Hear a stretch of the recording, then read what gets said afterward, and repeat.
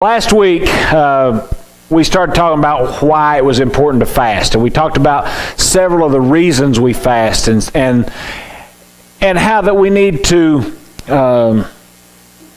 as we fast, we need to think about the reasons. And we fast because of new ministries. We fast because of sin. We fast because of seeking God's will, seeking God's wisdom. There's just so many reasons for fasting. And there's so many reasons that are listed in Scripture that people fasted for. And there's a lot of Scripture on fasting. But tonight, instead of looking at why we fast, tonight we're going to look at how to fast. I've heard a lot of people, they don't really understand fasting. And, well, first of all, they don't understand why that you fast, which is what we talked about last week. But then they don't really, truly understand how to fast. And I've heard from so many people about, well, I would fast, but.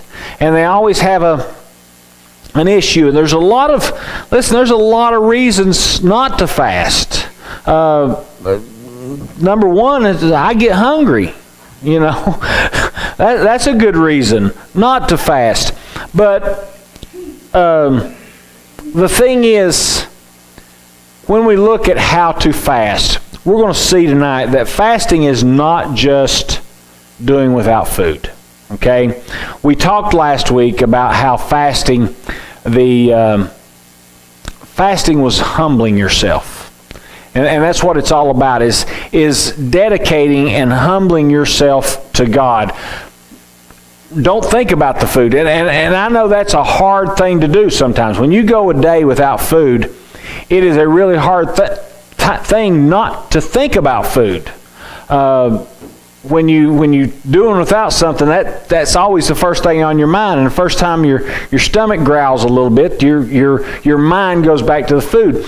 But the purpose of it, and the reason we do it, is to get our focus off of the food, get our focus off of that thing, and put that focus on God. And that's why when you get hungry, you stop. You say a prayer. When it would be time that you would eat, you stop, you say a prayer. Those kind of things, and that gets your mind out of the thoughts of food and gets it onto the thoughts of God. So the first thing we look at when we talk about how to fast is we need to realize that the fasting is between you and God. Okay, so we're going to start with the same scripture we used last week, which is out of Matthew chapter 6. And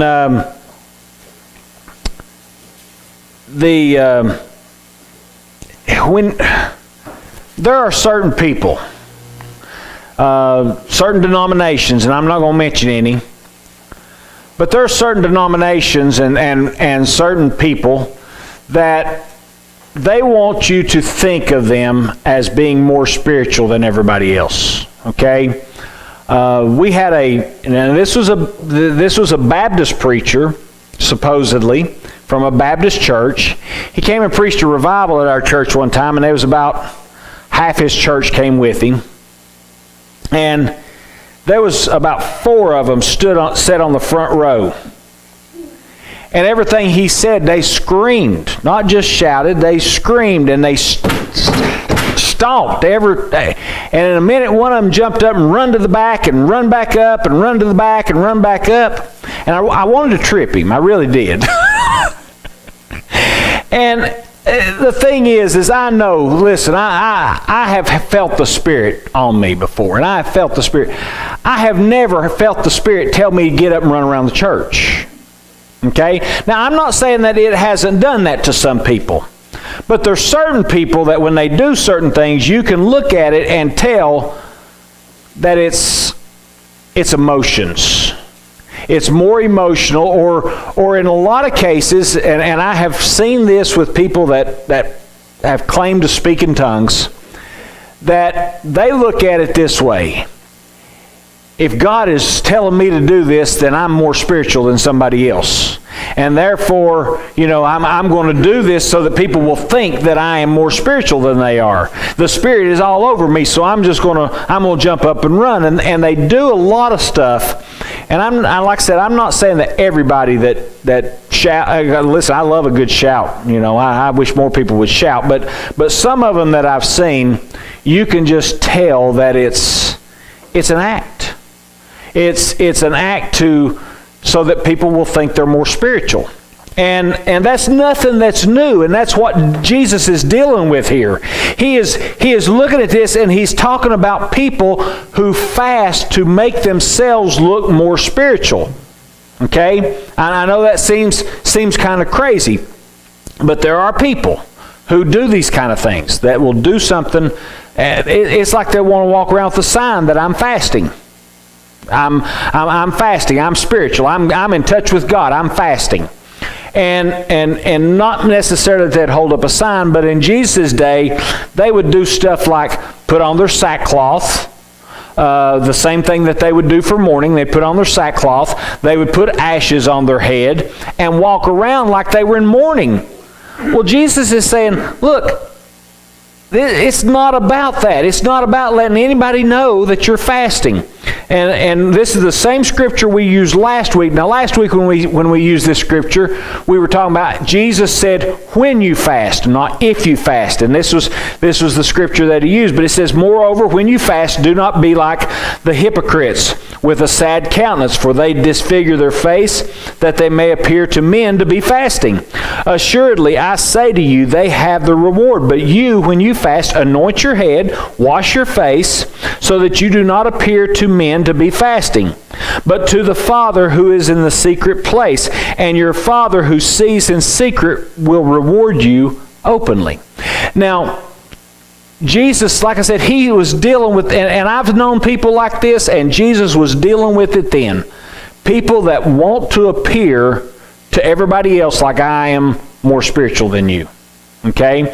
I'll shout louder than you. I'll fast more than you, but it's about me being more spiritual than you.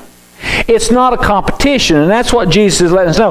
Whether you fast or whether you're not is nobody's business but God's. It's between you and God. Now, I have, every time that I have fasted, pretty much nobody has known about it, except for Christy, of course. Because when we get up in the morning and I say, what do you want for breakfast? She said, well, whatever you want. I said, well, I'm not having any today. So she figures out that I'm fasting. And that's, other than that, I don't tell people that I'm fasting. Because it's none of your business if I'm fasting. It's between me and God, and it's a time for me and God to deal with things in my life. Not for me and you to deal with things in my life with God. Okay? So it's not about that. And I don't need anybody to know it. I don't need to appear like I'm fasting. I don't go around going, oh man, I've been fasting all day and I'm starved. I just go on like normal. And that's the way it's supposed to be. That's the way it's meant to be. And also, when Jesus was talking about those, wash your face and clean up, put the oil on your head, look like you normally would, even maybe more so than you normally would. I don't understand why that people would want to look like they're mourning when they're fasting, because it's not a time to be sorrowful. Fasting is a time to get in touch with God, and when you get in touch with God and you are getting in touch with God and getting personal with Him, that's definitely not a time to feel like you're mourning. That is a time that you should be happy. Now, sometimes God will chastise you during those times, but at the same time, a lot of times it's the times that God will speak to you, and it's the time that He will reveal Himself to you. He will reveal His plans to you. He will encourage you, and all those things. So why would I not want to be joyous? Why would I not want to? Why would I want to appear like I'm mourning when I'm getting close to God? And so I never understood that, but I know people that's like that. I've known people that's like that. Jesus obviously was dealing with people like that, and that's why he said what he did. Now, there are several different types of fast. Okay, last week we talked about the different reasons for the fast, but tonight we're going to talk about the types of fast. And the first type that we're going to talk about is a complete fast. Okay, and we see in Acts chapter 9, verse 9, we see that Paul, this is right after Paul was struck blind. This is right after God or Jesus approached Paul on the road to Damascus. And it says, and he was 3 days without sight and neither ate nor drank. Okay? Now 3 days. Now 3 days is about as long as you can go without drinking. Okay? That's about it. And Paul went 3 days. And he didn't eat or he didn't drink.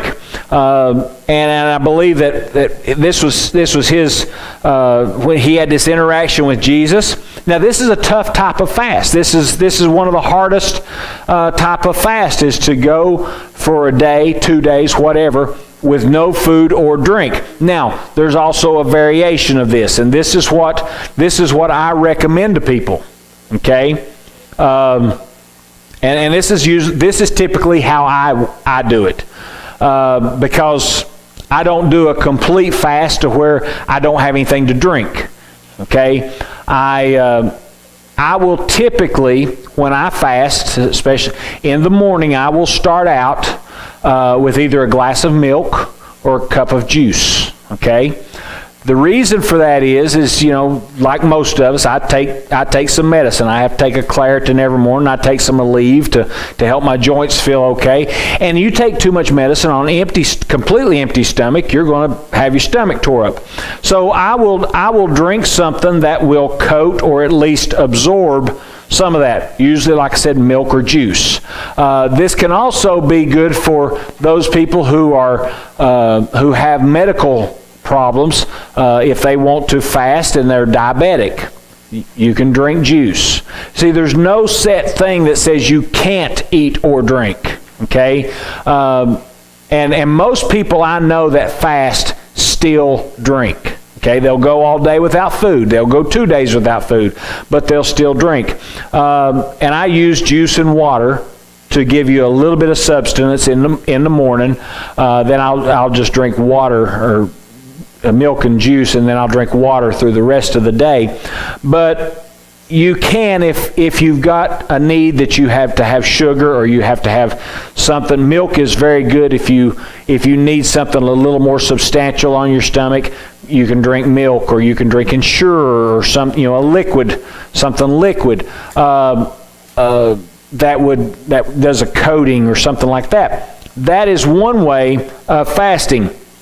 And that is, I still consider that a complete fast, even though you're drinking. But if you do without food completely, I consider that a complete fast. Now, you don't have to necessarily go all day. I usually will go for at least 24 hours, usually more like 30 hours, because I'll not drink anything or not eat anything from, say, 9 o'clock at night till 8 o'clock the next morning.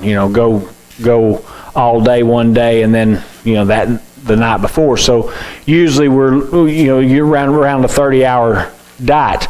I did that with the youth one time. They did a 30-hour famine, and did that to raise money. You got sponsors and stuff like that, and it was for some starving children. I forget, it was through World Vision. And man, 30 hours, they acted like they were just dying. Well, 30 hours is typically, when I do a fast, 30 hours is typically what I do. And I think that's a good one. And I've never suffered doing that. Now, like I said, I tried to do a week one time and made it about 4 days, and I suffered. I really did. But doing a day, I've never suffered. Now, I don't have any physical problems. No reason that I don't have sugar problems or any of those kind of things. So For some people, I can see where that would be a difficult, really, really difficult thing to do. But that's what we consider a complete fast. The next type is a supernatural. I don't know anybody that's done this. Okay, we see it. The first one in Deuteronomy chapter 9 says, when I was chapter 9 verse 9 says, when I went up into the mountain to receive the tablets of stone, the tablets of the covenant, which the Lord made with you, then I stayed on the mountain 40 days and 40 nights. I neither ate bread nor drank water.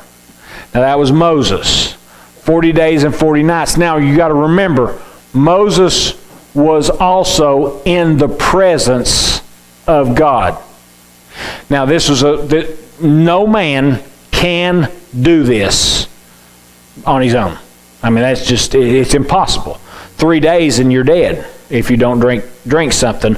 But yet he went up there for 40 days and 40 nights without bread or water. Then in 1 Kings chapter 19, we see Elijah. It says, so he arose and ate and drank and went in the strength of that food 40 days and 40 nights as far as Horeb, the mountain of God. There again, this was Elijah. This is impossible. This is impossible for anybody on their own to do. Jesus also fasted for 40 days and 40 nights. Those are the only 3 recordings we have of people going 40 days and 40 nights without food or water. Now, I've known some people that were doing 40, that said they were going to do 40-day fast. And I've known some preachers who have done it. They went to the doctors beforehand. They went to the doctors during. They took vitamins. They took supplements. They drunk juices and milks and things like that. And they went 40 days without food. But there again, they had a lot of different supplements that they brought into their body. But to go 40 days like this, 40 days without food or water, is for us, for man in general, impossible. Okay? It has to be by the direction of God, and it has to be by the supplement of God to go without food or water. Like I said, those are the only 3 instances I know of. Moses, Elijah, and Jesus that were ever able to do that. But they were all supplemented by God. It was supernatural. They were in His presence. They were in His will. You got to remember the people who did this. Moses is known. He's the only man to see God with his own eyes, even though it was the back of God. Okay, so Moses is the only one. I mean, that's one of them. The other one is one that was so holy that he didn't have to die. Okay, the other one was God Himself. So those are the only 3 instances we have of this supernatural type of fast. So I do not recommend to anybody try to do a 40-day fast. It probably won't work out very well for you if you're not on that kind of level with God. I know I'm not. I wish I were, but I'm not. Now, the last type is one that is what most people, anybody can do. This is something that nobody can say, I physically can't fast, because this last type of fast is a way that anybody can fast. Daniel chapter 10. In the 3rd year of Cyrus, king of Persia, a message was revealed to Daniel, whose name was called Belteshazzar. The message was true, but the appointed time was long, and he understood the message and had understanding of the vision. In those days, I, Daniel, was mourning 3 full weeks. I ate no pleasant food, no meat or wine came into my mouth, nor did I anoint myself at all till 3 whole weeks were fulfilled. Now on the 24th day of the 1st month, As I was by the side of the great river, that is the Tigris, I lifted my eyes and looked, and behold, a certain man, clothed in linen, whose waist was girded with gold of Uphaz. His body was like beryl, his face like the appearance of lightning, his eyes like torches of fire, his arms and feet like burnished bronze in color, and the sound of his words like the voice of a multitude. And I, Daniel, alone saw the vision, for the men who were with me did not see the vision, but a great terror fell upon them, so that they fled to hide themselves. Therefore I was left alone when I saw this great vision, and no strength remained in me, for my vigor was turned to frailty in me, and I retained no strength. Yet I heard the sound of his words, and while I heard the sound of his words, I was in deep sleep on my face, with my face to the ground. Now, 3 weeks.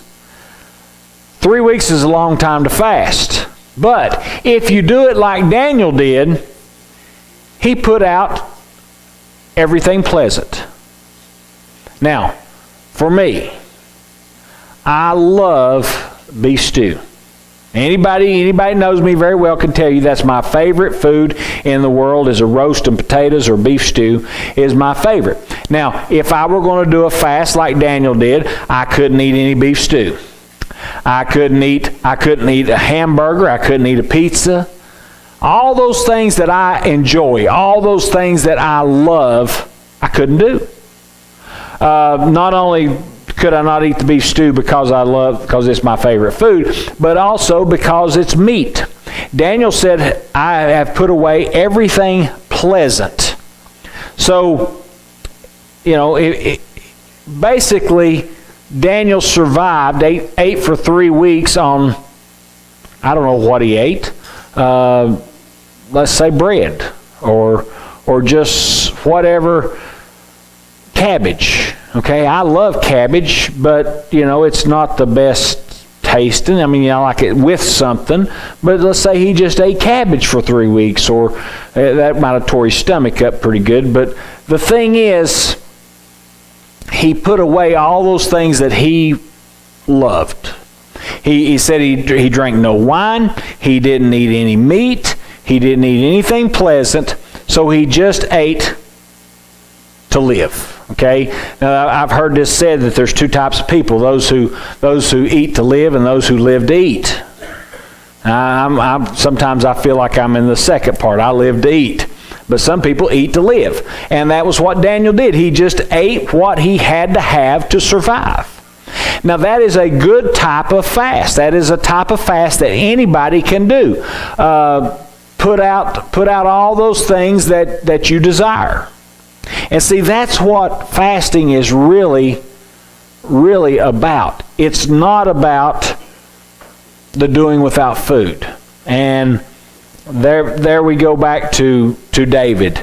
David, when he said in Psalms 51 and in other places, it's not about the sacrifice.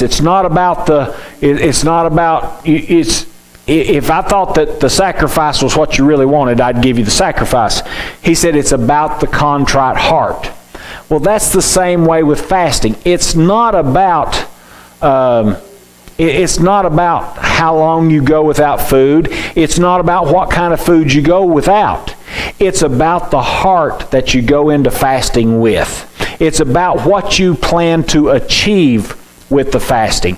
Am I fasting to lose weight, or am I fasting to get close to God? Am I fasting to hear from God? Am I fasting so that I'm humbling myself to God? And when that is your goal and that is your reason for it, then a partial fast is good enough. Okay? You don't have to do without. Now, at this point in Daniel's life, Daniel was getting up there in years by this point. And we see that he may not have been able to fast a complete fast for very long.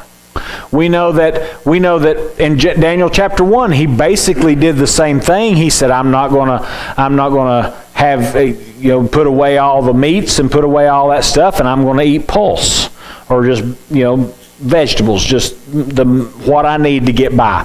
So here he does the same thing, and he did it for 3 weeks. Now that would be tough for me, but if I felt that's what God wanted me to do, I could do it. He put all that stuff away, and at the end, he saw a vision. Okay? So we see that Daniel was doing this because he was led by God, and through this, God gave him a great vision. Now, this vision that God gave him, if you compare what Daniel saw to what John saw, I believe that Daniel saw Jesus. I believe that his body like beryl, his face is like the appearance of lightning, his eyes like the torches of fire, his feet like burnished bronze. If you read that and you read John's account in Revelation, you see a lot of similarities. So therefore, I believe that because that Daniel humbled himself, Daniel prostrated himself and gave himself fully over to what he felt like the Lord wanted him to do, God showed him Jesus. God showed him a vision of what was to come. He showed him something that, and this is what's amazing. Now, when John saw Jesus in Revelation, he was by himself out on an island and nobody else was around. Daniel had people around him. So we know that this was meant just for Daniel because the people that were with Daniel didn't see it. This was only a vision that was meant for Daniel. You know why I believe that it was meant for? Well, number one, Daniel was a man of God, and Daniel always trusted in God. But Daniel fasted for 3 weeks. Daniel humbled himself for 3 weeks. When you humble yourself before God for 3 weeks or 3 days, if you truly humble yourself before God, God will show himself to you. I have no doubt with that. When you decide that you're going to fast and you're going to fast for the right reason, whatever it may be, however long it may be, we do it in the right frame of mind, then God will show himself to us. Now, Daniel's fasting kind of reminds you a little bit of the Catholics' Lent. Okay? Now they don't do it. They start 40 weeks or 40 days before Easter. And they start with Ash Wednesday. Now on Ash Wednesday, and this is where it gets tricky. On Ash Wednesday, if you're 14 years old or below, you don't eat meat. On Ash Wednesday or any Friday between Ash Wednesday and Easter. You don't eat any meat on that Wednesday or any Friday. Now, if you're over 14, I believe, I'm not Catholic, so I don't know this for sure, but from what I've read and what I understand, if you're over 14, on Ash Wednesday, you fast completely on Ash Wednesday, and then each Friday after that. You fast on Ash Wednesday, don't eat meat on any Friday, and you fast again on Good Friday, I believe is the way that's supposed to be. But you fast from meat on Fridays. So even if you are somebody who, for physical reasons, you've got some reason that you can't have, or you can't do a fast. And I understand there's a lot of people like that. Okay, don't eat what you would normally eat. You can have a salad, or you can have what we used to call a jam sandwich. You jam 2 pieces of bread together. You can whatever. You can eat, but you don't eat what would pleasure you. Have you ever just You've just been hungry and you just went to the cupboard or went to the refrigerator and you just got something to eat. Something that you knew it wasn't going to satisfy you, but it would sustain you. I've done that. I've been out on jobs before, and I've been so hungry, and I stopped at a little convenience store. Didn't have anything left in my lunchbox. I stopped at a little convenience store, and they didn't have hardly anything that was worth eating. And you just pick up a cracker or something, something that's just going to fill your stomach enough to make you not ache, but it's not going to satisfy you. Well, see, you can do that and still be considered as fasting. I'll do that sometimes. I know I don't need to eat something filling or whatever, and I'll just grab a handful of carrot sticks. Something like that. I like them, but it don't fill me up. It don't not necessarily satisfy me like a Hershey bar would. So you can fast without without food, and that is one way that that anybody can do that. Not only with the another thing that you can do, and I have when I fast, not only do I not have any food, okay, but I don't turn the TV on. If I come home, if somebody at the house turns the TV on, I go to the other room. But while I'm fasting, I don't watch TV. Now, I'll still get on my computer to study and things like that, but I don't get on social media.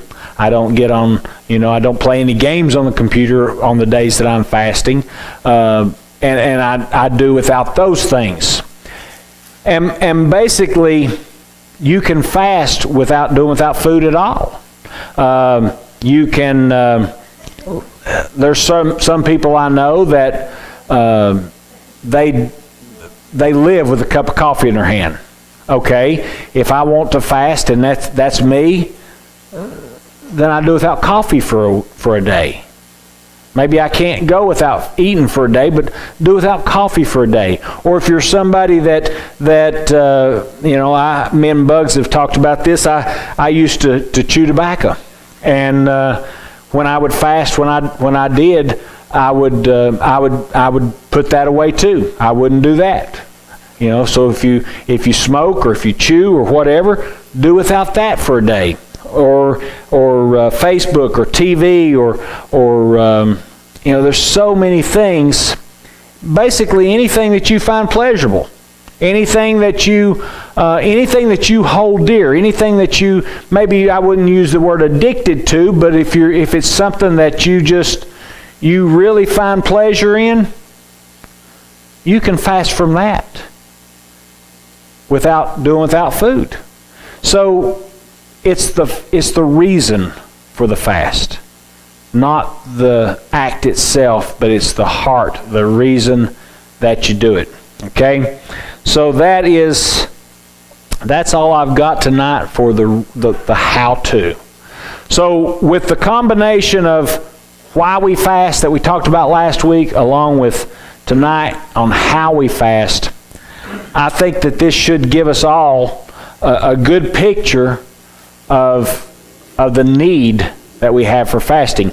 Now we've got, like I said, I'm going to ask everybody to fast at least one day between now and our revival, and then I'm going to ask the church as a whole to fast on May the 2nd, which is the National Day of Prayer. And like I said, everybody may not be able to go without food that day, but you can go without something. You can do without something. You can put something away that you hold dear to you. Put that away and go with that. And I know that say Paul back there. Paul, we know that you can't go a day without food or you'll just blow away. But you can put something down. You can do without something that to give up for God. And when you give it up for God, like I said last week, it's not a bargaining chip. I'll do without this, God, if you'll do this for me. That's not it. It's just being humble, breaking down. God, I give it up. I give it to you. And when we do that, we will hear from God. All right? Anybody got anything else? You know, you said something about TV. You know, maybe program. I know my mom, she's alive. I call her about sometime 5 to 7, 10 to her. We talked, maybe she said, Rose, I gotta go. Pat Sajak's coming on to jail. Today, I don't care. My mom just put the phone or that old pillow on the couch. She never talked to nobody 7 days. Most people. My grandmother was the same way. Got programs, and that's something that maybe somebody would say, I'm just not gonna watch. Whatever your program was, it'd be a cooking or anything for 2 days or something like that. Maybe say, well, what's that? Something that I like. Mm-hmm. Really, really take over. Those of us that does decide to fast, you won't, I guarantee you, the morning you get up, the devil will have you more hungry, wanting stuff that you've never had. Yep. Yep. So, all right. Anybody